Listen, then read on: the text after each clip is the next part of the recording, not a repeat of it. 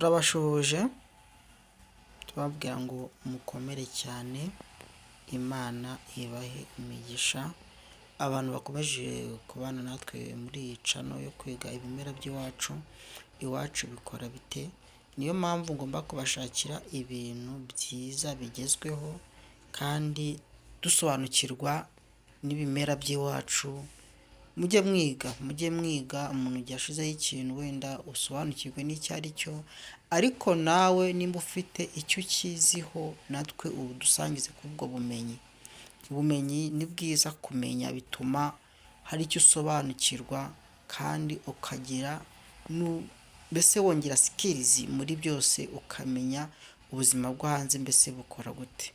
Nshuje rero abantu bari i Burundi, hari hakurya muri Congo, abantu bari mu Rwanda, Tanzania, Kenya, Burundi n'abandi bose bumva ururimi rw'ikinyarwanda, aho muri hose ndabashuhuje babwira ngo mukomere cyane.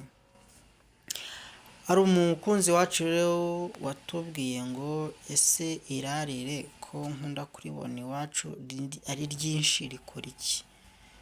Uyu munsi rero ukurikire, utangiranye nanjye ukurikire uburyo twigira ibimera by'iwacu mpaka tubirangije, ariko bamwe mujye mudusangiza ubumenyi nimba ari cyo nzi nawe hari icyo ubuzi ku icyo kintu, mujye mudusangiza. Akamaro rero k'irarire, hari ukuntu waribonaga riteye nko mu rugo rw'umuntu cyangwa ukabona riteye hafi y'imirima, ariko ntusobanukirwe ese irarire rikora iki. Irarire ni umuti ukomeye cyane, uvura ibintu byinshi cyane, ariko rero ukuntu Imana ari igitangaza, rero ukuntu irarire ukuntu risa ritandukanye n'ibindi bimera mukunda kubona. Irarire rero rifite akamaro keza, reka mbabwire uko rikora kugira ngo tubashe kwibanira natwe mu buzima bwacu bwa buri munsi, kwivura dukoresheje ibimera by'iwacu, tuvura indwara nyinshi zitandukanye kandi nzi ko Imana ikiza mu izina rya Yesu. Uyu munsi rero akamaro ka mbere k'irarire, irarire ririya kenshi rikunda kurinda icyo bita imirima. Ushobora kuba ufite ifamu yawe, ufite umurima wawe, ukagenda ukifatira igiti cy'irarire ukagitaba aho ngaho ugiye wifitiye ifamu yawe. Ushobora kuba ari iy'inka, ushobora kuba ari ahantu wororera andi matungo asanzwe, intama, ihene, ingurube. Hari ahantu ushobora kuba wifitiye izo nkoko zawe, hari ahantu ufite umushinga muremure uhinga imbuto zitandukanye. Abenshi iyo bakoze gukoresha rino rarire rikunda kurinda iyo mirima, mbese umuntu uba ushaka kubyabura arabitekereza ariko ntifuza kujya kukwangiriza imirima. Uburyo barikoresha rero baterana n'iri rarire, hariho abantu benshi bakunda guteza igiceri cyanditseho rimwe. Icyo giceri akagenda akagitabamo akavuga ati iri ni irarire rijya girarira imirima yanjye, sinshaka ko hari umurozi uzaza kuhabura imirima yanjye, sinshaka ko ari umuntu uzaza guhuheramo imirima yanjye ibintu byanjye ngo biyonge. Ibyo byose akagenda avuga icyo adashaka kucyabera mu murima we. Ikindi bateza irarire, ushobora gufata kino giti bita umurinzi, ukongeramo icyo bita umutanga, ukongeramo agati bita umunanira, ukavuga ati uyu ni umunanira unaniza ababisha n'abagambanyi bashobora kuza kunyangiriza imirima yanjye. Ukavuga ati uyu ni umutanga utangatanga abarozi cyangwa abagizi ba nabi. Ukavuga ati umuko akaba ari umurinzi urinda abantu. Iyo umaze kubikora gutyo, uracukura gatoya ugateramo rino rarire ryawe, rikabasha kurinda iyo mirima. No mu rugo abantu benshi bakunda kurikoresha iyo bashaka nko kubaka nk'inzu y'umuntu. Hari abantu benshi bakunda kubaka amazu agahirima, akubaka inzu yagera hagati igahirima. akubaka inzu yamara gushiraho igisenge ukabona uruhande rumwe rwaguye. Ibyo bintu akenshi ni ihembe batezamo cyangwa izo za nyabingi, inzu yawe ikajya igira gute, ikajya ihirima. Bagashiramo sima, bagashiramo ibiki kugira ngo inzu ikomere, ariko inzu yawe igahirima. Abenshi rero iyo udashaka inzu yawe ikorwa muri ubwo buryo, bakoresha ibyo bintu bw'inyuma, ukagenda ukabitaba aho ngaho. Hariho n'ibindi byinshi bakunda gukoresha nabyo, ni kano kavidewo nimugakunda nzabibereka, ahantu ushobora gutaba ako gati kuvanzemo na biriya. Umuntu yaza nko mu murima wawe aje kukwiba cyangwa aje nko kwangiza ayo matungo yawe, ugahita ubimenya ko mu murima wawe harimo ikibazo cyangwa mu rugo rwawe harimo ikibazo. Ikindi irarire rikora, rino rarire mubona, hariho abantu bakunda kurwara icyo bita kubyimba inda cyangwa urushwima. Abantu benshi bakunda gukoresha imizi. Uragenda gufata imizi 3 cyangwa 4, ukayoza neza, ugakuraho cya gishishwa cy'inyuma, wagisekura, wagiteka mu mazi, ugatekesha igikombe kimwe, ariko ukongeramo icyo bita umucyuro. Uyu nguyu murabona, nzawubereka n'akandi bita umugombe n'umwisheke, ariko umugombe wo bakunda gukoresha nayo imizi y'umugombe, umwisheke wo bakunda gukoresha amababi.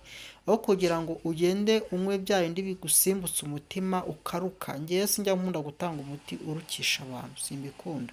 Aho kugira ngo uruke, wadiyara bikamanuka bikanyura hasi. Iyo binyuze hasi rero bituma kwa kundi warukaga bya bintu bikazamura bino bihaha n'imitima, ntabwo mba mbikunda. Macaka ibintu binyura hasi. Uko ugenda uwukoresha rero unywaho utuyiko 3 4, bya bintu bigenda bihurura bimanuka bigenda, na bya birozi bikagenda bisohokeramo hasi binyuze muri buriya buryo. Hari ikindi rero, iyo umaze gukoresha ibyo ukabona inda itangiye gutubanuka, ariko uburyo koza mu nda, ushobora gufata urubingo n'ikibonobono, ukafata n'ikibabi kimwe kirarire, ukateka agace k'igikombe ka suritiro, agace kako ukanywa nk'imifuniko 3 cyangwa 4. Nta mpamvu yo kunywa umuti mwinshi, nimukajye mwiyahuza ibiti byinshi, mujye mukoresha ibintu mbabwiye. Kwa kundi ubabaye ukumva ngo wanywa umuti mwinshi, oya, simbikunda. Noneho ukanywa utwo ngutwo, ukoza mu nda, ku buryo iyo nda itongera kongera kubyimba gatari. Umuntu utabasha kubikora ajya aza, ngewe nzajya mbyikorera, ngewe mfite uburyo mbafasha. Ukabona n'ibindi busobanuro bwinshi, nushaka kwibariza nawe tukamugira gute, tukamurebera, nta kibazo. Ikindi rero irarire rikunda gukora iki cyo noneho nabwiye ngo mukurikire.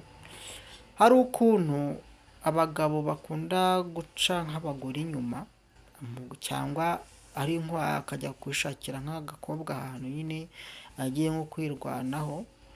Irarire rikunda gufatira abagabo.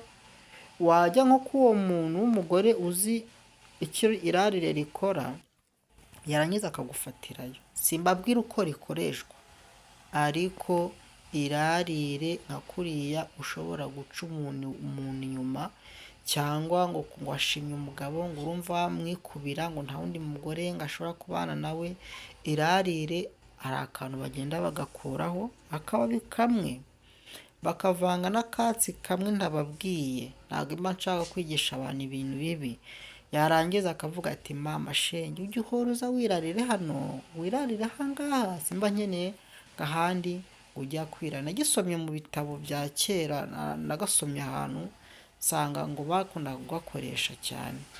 Rero irarire rikora ibintu byinshi. Ikindi irarire rikora, ako ngako ntabwo nongera kukavugaho, mwihangane. Uzabikenera azampamagare turebe mbese uwo muntu bimeze bite. Ikindi irarire rikunda kuvura imvune.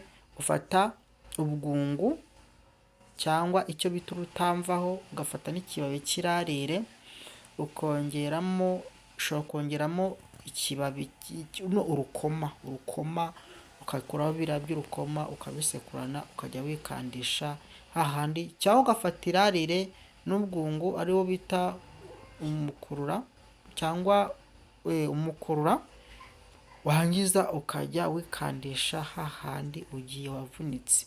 Ikindi irarire rikunda gukora, irarire byo urifashe warangiza ukongeramo umushishiro n'umuhogo. Bano bantu bakunda kurwara utuntu tw'ububyimba bwinshi bugatutumba ku mubiri, ejo kakimuka, ejo kakabyara kandi, ejo kakimuka, ejo kakabyara kandi. Irarire rikunda kubikoresha, ariko ibyo ngibyo umaze kubikoresha, shaka n'uburyo ukagira ibyo bintu by'ibiheri cyangwa ubwo buntu bw'ububyimbabyimba bugenda bufatafata cyane cyane ku mubiri.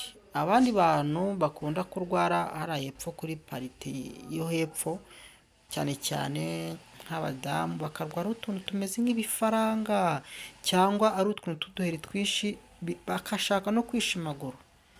Kwa muganga bakamubwira ati nta ndwara afite kandi hari utuntu tw'uduheri tumeze gutyo. Irarire rikunda kubikora uvanzemo n'iyo miti tuvuze inyuma gatoya, ukagenda ubikubishaho, urabitegura neza, ugashyira mu tuzi dushyushye cyangwa ukabicanira, ukagenda ubikoresha.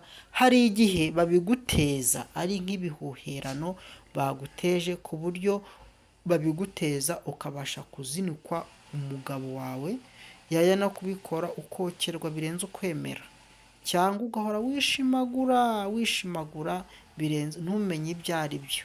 Watwara inda mu mezi 2 ikavamo, watwara inda 3 ikavamo, watwara inda 7 ikavamo. Ibyo bintu mujye mubasha gusobanukirwa nabyo. Abantu banjye rero, reka ndekere aho ngaho, cyakoze icyo mbashimiye, murakoze pe. Nshimiye abantu bakunda kudukurikirana, ni ukuri n'abatanga ibitekerezo, namwe ndabashimiye. Mujye mumbwira, mbabwire wenda byinshi kuri byo, icyo ntazi ntabwo mba nkizi, ubwo icyo nzi cyose nzajya mbabwira. Imana ibarinde, mukande subscribe, mukoresha no ku bandi bifitiye ibibazo bimwe na bimwe, ariko Imana ibarinde. Nzi ko ari nyakuri n'ubugingo, ariko icya mbere mujye mubanza Imana. Igihe ufite umurwayi banza usenge, icya kabiri wivuze. Amasengesho agira ahantu afata. Ni ukuri nimba urwaye senga kandi univuze. Nzi ko Imana ikora muri byose. Amina, murakoze.